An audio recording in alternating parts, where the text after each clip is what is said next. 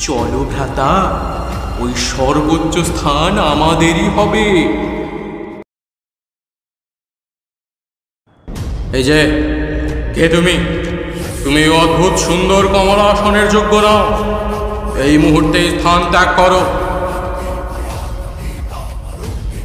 তোমরা তোমরা কারা? কি চাও তোমরা?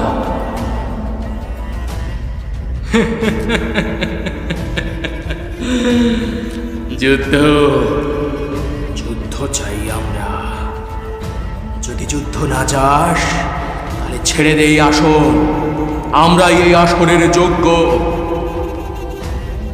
কিন্তু আমি যে সৃষ্টিকর্তা, আমার কাছে যুদ্ধের কোনো অস্ত্র নেই। তোমরা শ্রী বিষ্ণুকে যুদ্ধে আহ্বান করো।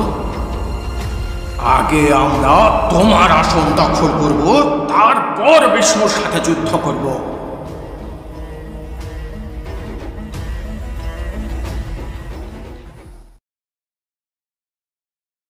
ব্রহ্মা বিষ্ণুকে জাগরিত করতে এসে দেখলেন স্বয়ং মহামায়া বিষ্ণুর নয়ন কমলে যোগনিদ্রা রূপে অবস্থান করছেন।